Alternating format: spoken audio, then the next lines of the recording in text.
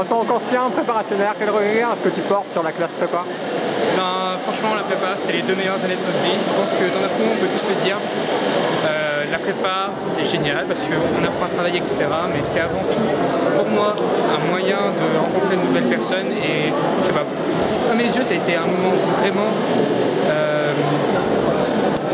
d'apprentissage aussi bien de relations, de découvrir de nouvelles choses, de nouvelles cultures et aussi apprendre des choses académiques tout simplement. Donc je sais pas, pour moi la prépa c'est un passage et c'est probablement un des épanouissements les plus géniaux qu'on peut avoir dans la vie. Et donc maintenant tu es en école, à l'EDEC, et comment ça se passe, comment tu le vis personnellement?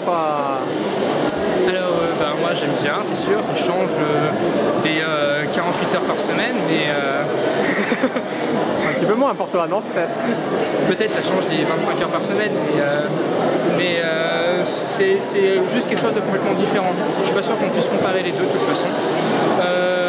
En école, c'est vraiment plus au niveau de la vie associative, des relations, et on travaille plus au niveau des projets, de la construction, de la mise en place de projets.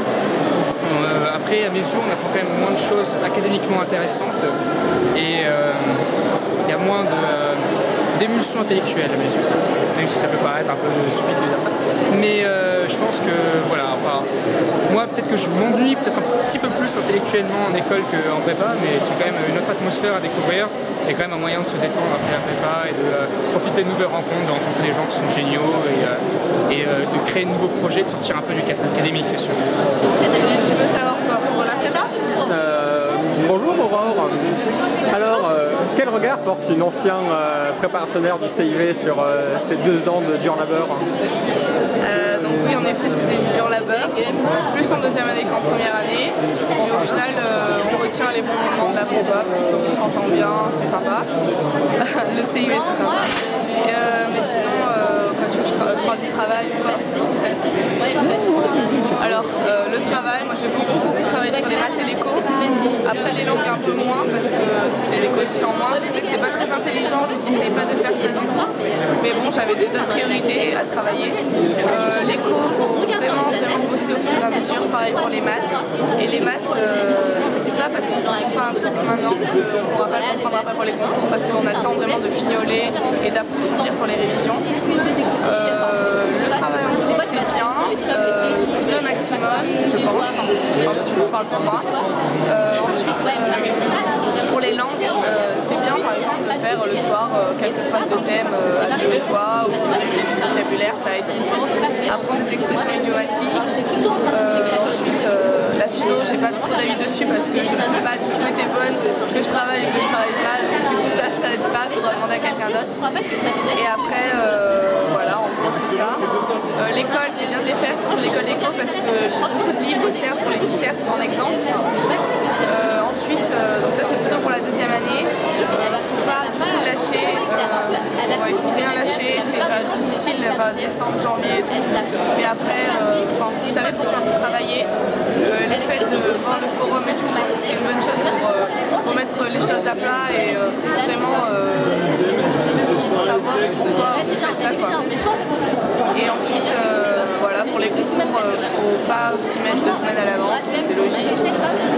1 mois et demi, c'est bien, je pense, en essayant de faire un planning, mais si on ne suit pas, c'est pas trop grave. Il faut vraiment faire ce où on est motivé. Si par exemple on n'arrive pas à bosser l'éco, on fait des maths et on passera l'éco après.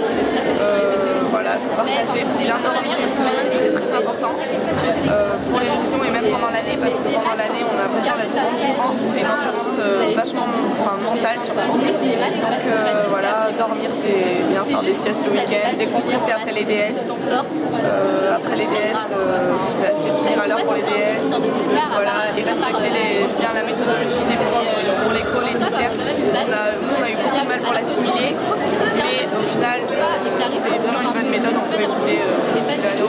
Pareil pour la philo et pour les résumés aussi. Et si vous avez des soucis, n'hésitez pas à demander aux profs. Enfin bon, c'est ce que j'ai fait et ça m'a beaucoup aidé. Et voilà. Et la vie en école maintenant? Maintenant que tu as intégré l'EM, comment ça se fait? Non, c'est trop bien.